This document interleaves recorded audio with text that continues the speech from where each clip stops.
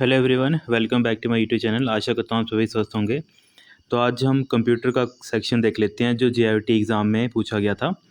तो आज का फर्स्ट क्वेश्चन था, जैसे इन MS DOS 6.22 which part identify the product uniquely.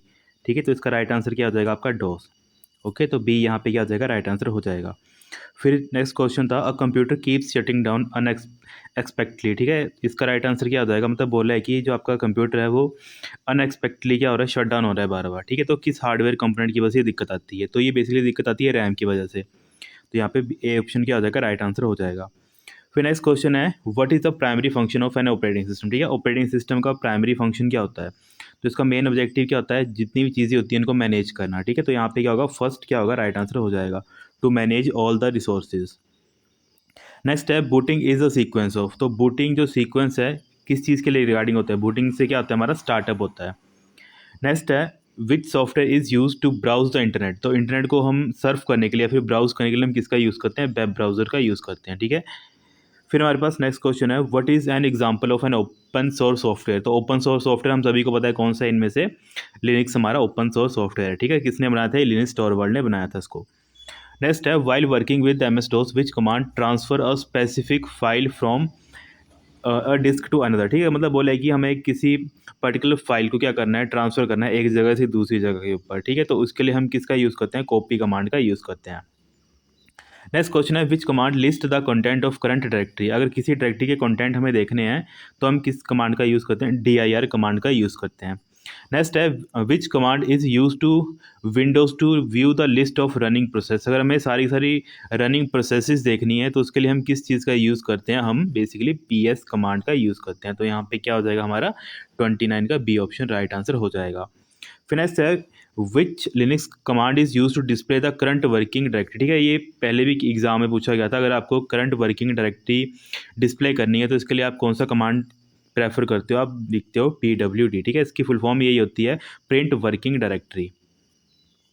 फिर हमारे पास नेक्स्ट क्वेश्चन था, a program is running slowly on a computer with a sufficient RAM which operating system feature might be causing this issue. ठीक है, यहाँ पे बोला है कि अगर आपका सिस्टम है वो स्लो काम कर रहा है तो बताओ आप ऑपरेटिंग सिस्टम का कौन सा ऐसा फीचर है जिसकी वजह से दिक्कत आ रही है। तो ये मेनली दिक्कत आती है जब हम वर्चुअल मेमोरी यूज़ करते हैं। मतलब वर्चुअल मेमोरी होती क्या है, हमारे पास मान लेते हैं फिजिकल मेमोरी 2 GB की है, पर हम क्या कर रहे होते हैं, जो हमारी जो इंटरनल स्टोरेज होती है उसमें से कुछ हिस्सा हम एज अ रैम यूज़ करते हैं, जिसको हम वर्चुअल मेमोरी बोलते हैं। ठीक है, जिसकी वजह से क्या होता है, हमारे जो प्रोग्राम्स होते हैं वो माइट भी क्या है, स्लोली वर्क करते हैं।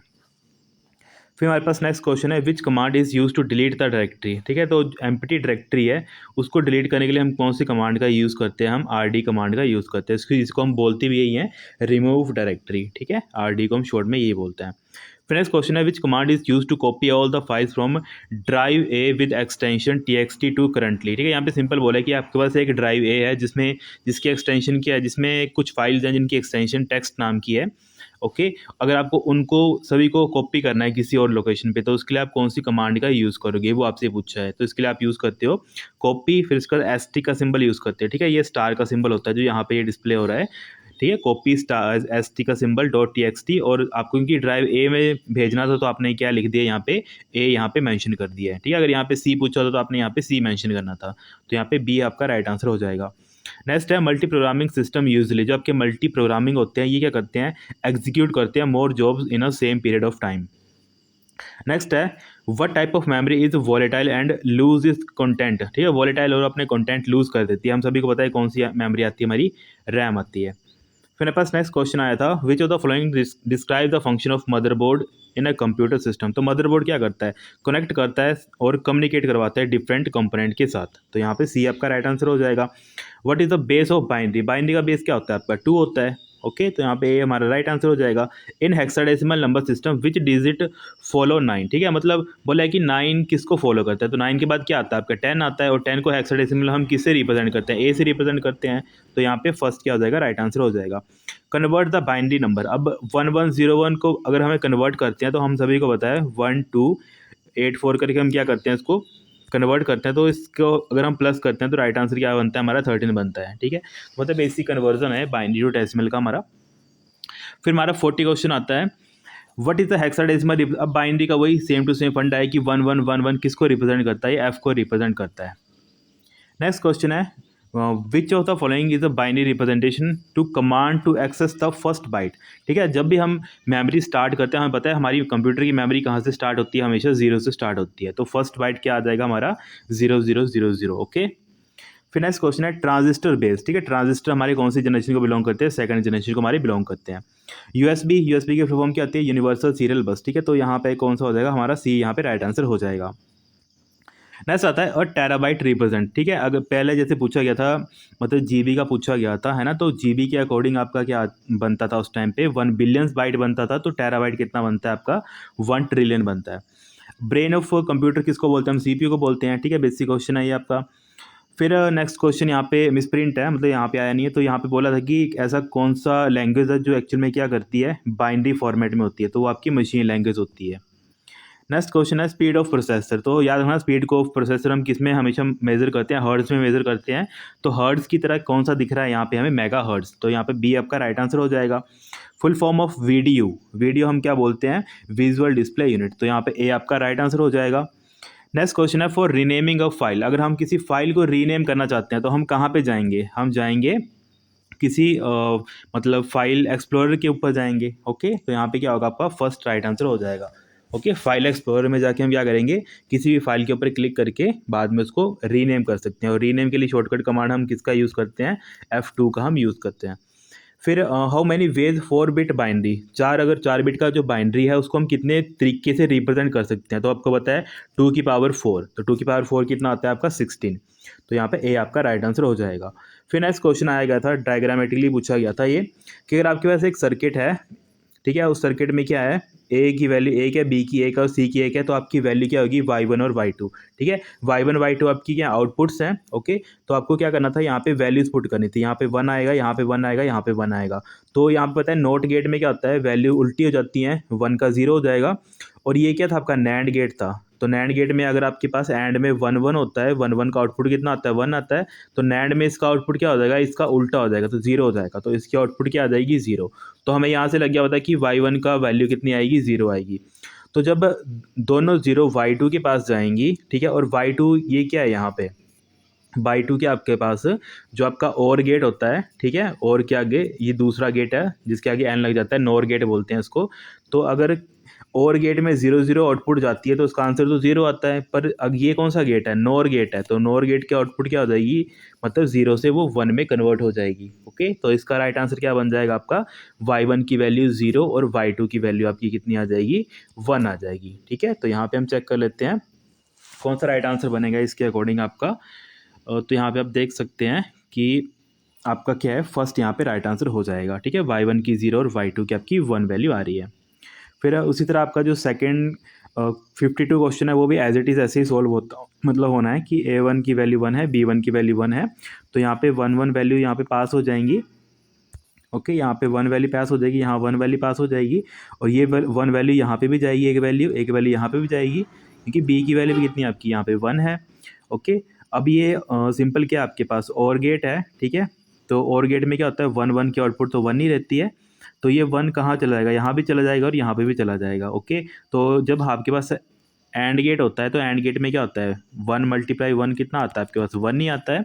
और में भी क्या होता है, 1 और 1 कितना आता है, आउटपुट उसकी 1 ही आती है। ठीक है, तो इसके अकॉर्डिंग आपका राइट आंसर क्या आ जाएगा, 1 1 आपका राइट आंसर हो जाएगा, जो कि कौन सा ऑप्शन आपका डी यहाँ पे राइट आंसर बन जाएगा। ओके, फिर आपके पास 53rd क्वेश्चन था, HTTP इसको बोलते हैं हाइपर टेक्स्ट ट्रांसफर प्रोटोकॉल। तो ये आपका फर्स्ट क्या है, राइट आंसर हो जाएगा। यहाँ पे इजी है ये भी। What is the smallest unit, smallest unit कौन सी होती है, बिट होती है। ओके, लैन स्टैंड फॉर, लैन की फुल फॉर्म पूछी है लोकल एरिया नेटवर्क, तो यहाँ पे ए आपका राइट आंसर हो जाएगा। What are the process to divide to track and sector, तो ट्रैक और सेक्टर में डिवाइड करने के लिए फॉर्मेटिंग करते हैं बेसिक, है ना। तो यहाँ पे ए क्या राइट आंसर हो जाएगा।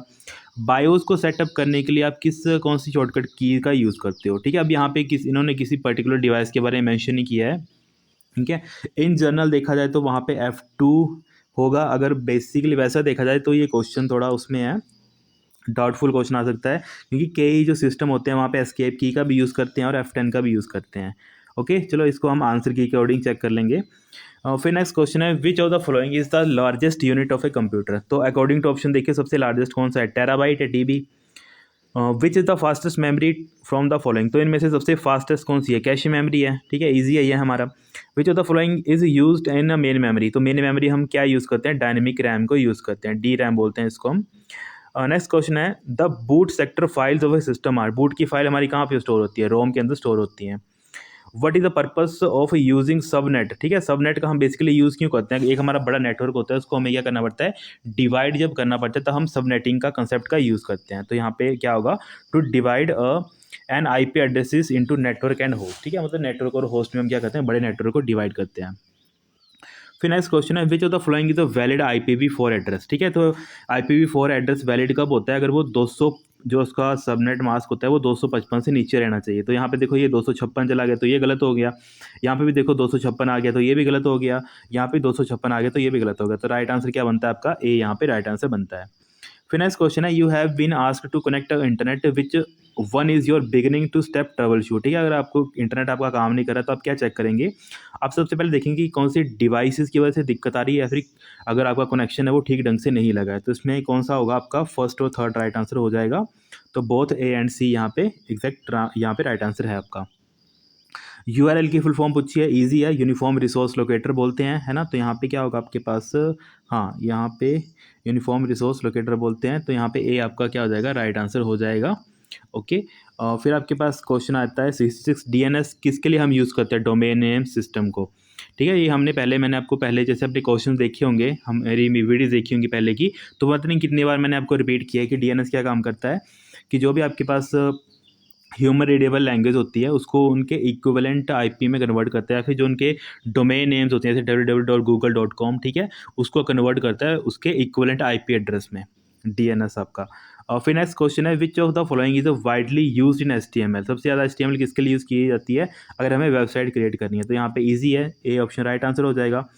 अब यहाँ पे बोला है कि डेसिमल नंबर आपको बताना है इसके बराबर, ठीक है, तो ये नियरली अबाउट अगर आप इवेल्युएट करोगे तो ये आपका आएगा 49.234, ठीक है, और इसको हम अकॉर्डिंग टू आंसर की भी हम बाद में चेक कर लेंगे। फिर यहाँ पे बोला है कि +7 और -7 का वंस कॉम्प्लीमेंट क्या होगा, ठीक है, तो +7 और -7 का वंस कॉम्प्लीमेंट क्या होगा आपका, यहाँ पे ऑप्शन नंबर बी यहाँ पे राइट आंसर हो जाएगा। फिर नेक्स्ट क्वेश्चन है which data type is use to storing character, अगर आपको करेक्टर डाटा स्टोर करना है तो सी लैंग्वेज में आप किसका यूज़ करते हो, कैर का यूज़ करते हो। फिर नेक्स्ट क्वेश्चन है which of the following is a valid identifier, ठीक है, तो जब हम आइडेंटिफायर एक्चुअल में पढ़ते हैं, सी में एक कंसेप्ट आता है तो उसमें एक दिया होता है कि आपको क्या करना है, बाकी सब चीज़ें वैलिड हैं, ठीक है, पर आपको क्या करना है हमेशा क्या बोलते हैं जो है वो अल्फ़ाबेट मतलब इससे स्टार्ट होना, या तो अंडरस्कोर से स्टार्ट होना चाहिए या फिर अल्फ़ाबेट से वो स्टार्ट होना चाहिए, बाकी हर जो एक चीज़ है वो वैलिड नहीं होती है। ओनली आपके पास क्या होता है, मतलब या तो आप अंडरस्कोर से यूज़ कर सकते हो या तो उसमें आप क्या कर सकते हो, अल्फ़ाबेटिकली यूज़ कर सकते हो। तो यहाँ पे बी आपका राइट आंसर हो जाएगा।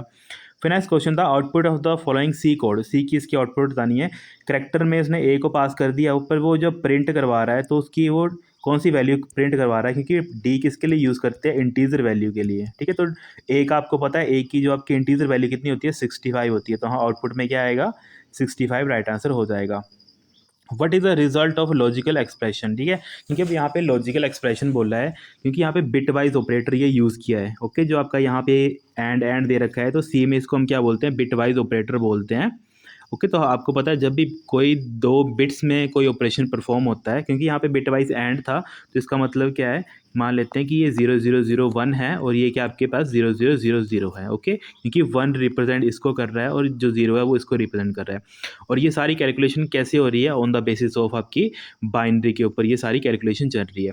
तो एंड में क्या होता है, 1 और 0 को जो हम मल्टीप्लाई करते हैं तो क्या आता है, 0 आता है ना। तो इससे हम ये समझ पा रहे हैं कि जो लास्ट में हमारे पास आउटपुट आएगी या रिजल्ट आएगा वो कितना आएगा, 0 आएगा। ओके, तो यहाँ पे क्या होगा, बी हमारा राइट आंसर हो जाएगा। विच ऑपरेटर है द हाईएस्ट प्रेजेंट, प्लस और मल्टीप्लाई में, ठीक है, एसटी के सिंबल में सबसे ज़्यादा प्रेजेंस किसकी होती है, मल्टीप्लाई की होती है, तो यहाँ पे ए राइट आंसर हो जाएगा। सेमाफोर एक्चुअल में कंसेप्ट आता है हमारा किसमें, ऑपरेटिंग सिस्टम में, तो सेमाफोर हम किसके लिए यूज़ करते हैं, म्यूचुअल एक्सक्लूजन और प्रोसेस सिंक्रोनाइजेशन के लिए। तो यहाँ पे बोथ ए एंड बी क्या होगा, राइट आंसर हो जाएगा आपका।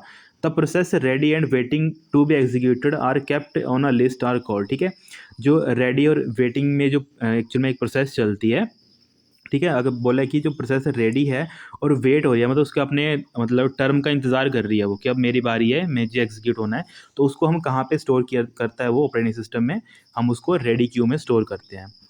फिर नेक्स्ट क्वेश्चन है sometime it is observe that website is loading slowly, जो हमारी वेबसाइट है वो धीरे धीरे लोड हो रही है, तो उसकी वजह से क्या रीज़न है जिसकी वजह से हो रही है। एक तो क्या हो सकता है, या तो जो हमने मल्टीमीडिया वेबसाइट में अपने अपलोड किया है वो काफ़ी बड़े साइज़ का हो सकता है। दूसरी चीज़ ये क्या हो सकती है कि जो हमारा सिस्टम है उसके अंदर पहले से काफ़ी ज़्यादा जो है प्रोग्राम वो चल रहे हैं। तो यहाँ पे हमारा क्या होगा, डी राइट आंसर हो जाएगा, both A and C.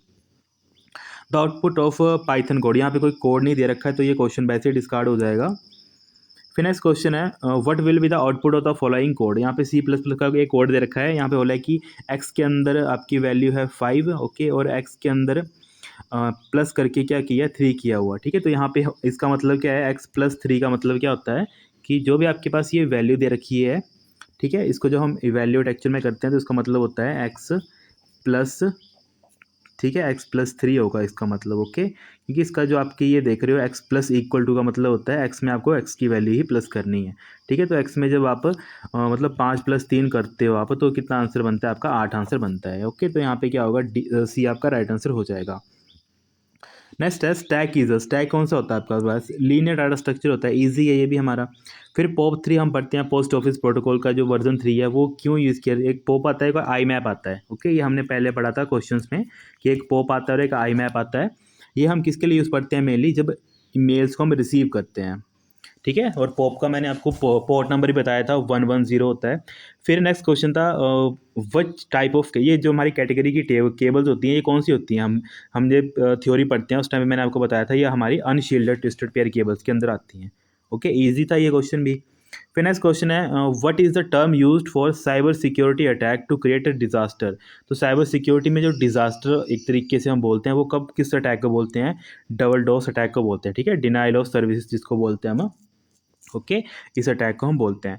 The function of modem, modem का फंक्शन क्या होता है कि कोई भी एनालॉग डाटा या फिर डिजिटल डाटा है उसको, मतलब जब मॉडम हम मॉड्यूलेशन पढ़ते हैं तो उस टाइम पे क्या होता है, डिजिटल डाटा को कन्वर्ट करके हम एनालॉग में कन्वर्ट करते हैं और फिर द हेल्प ऑफ मॉडम हम क्या करते हैं उसको ट्रांसफ़र करते हैं किसके पास, रिसीवर के पास, है ना। और रिसीवर के पास जो मॉडम होता है वो इसका उल्टा काम करता है, वो क्या करता है, एनालॉग डाटा लेता है और उसको डिजिटल डाटा में कन्वर्ट करके रिसीवर के पास भेज देता है, ओके। तो हम बोल सकते हैं कि एनालॉग टू डिजिटल और डिजिटल टू एनालॉग काम करता है हमारा मॉडम। फिर आपके IPv6 कितने साइज़ का होता है, 128 बिट्स का होता है, ओके, जो उसका एड्रेस साइज़ होता है। फिर नेक्स्ट क्वेश्चन है what is the purpose of ER diagram, ठीक है, ER डायग्राम डाटाबेस में क्यों पढ़ते हैं, ओके, ये हम पढ़ते हैं क्यों हम एक तरीके से दिखा पाएँ कि जो हमारे रिलेशंस है वो कैसे बने हैं, ठीक है। जो हम डाटाबेस हमने क्रिएट किए है ना उसको अगर मुझे पिक्टोरियल फॉर्म में दिखाना है कि ऐसे ऐसे रिलेशंस हमने बनाए हैं तो उसके लिए हम ER मॉडल का यूज़ करते हैं। सर्च इंजन में इनमें से कौन सा है, ऑब्वियसली गूगल यहाँ पे हमारा सर्च इंजन है। CC हम किसके लिए यूज़ करते हैं, ईमेल में हम कार्बन कॉपी के लिए हम बोलते हैं। The cloud computing features are, cloud computing features कौन कौन से होते हैं, लार्ज नेटवर्क एक्सेस भी होता है, सिक्योरिटी भी होता है, अवेलेबल ऑल टाइम्स होता है, तो ऑल ऑफ दीज यहाँ पे राइट आंसर हो जाएगा। कंप्यूटर वायरस क्या होता है आपके पास, कंप्यूटर वायरस आपका क्या होता है, it is a software, okay, याद रखना इस चीज़ को, इंपॉर्टेंट है, ठीक है। यहाँ पे तो मेरे हिसाब से इतने ही आपको 60 क्वेश्चन थे, तो ये सारे 60 क्वेश्चन थे आपके जो JYT HPPSC के द्वारा पूछे गए थे, ठीक है। और ये इजी मतलब हम बोल सकते हैं मतलब मॉडरेट क्वेश्चन आए हैं सारे के सारे, ओके, ठीक है। यहाँ से जितने आपके क्वेश्चंस राइट है वो आप यहाँ पे चेक कर सकते हो, है ना। और जो एक दो क्वेश्चंस में डाउट है, ओके, वो आंसर की अकॉर्डिंग हम क्या कर लेंगे उसको बाद में चेक कर लेंगे, ठीक है। Okay students, thank you so much, have a great day.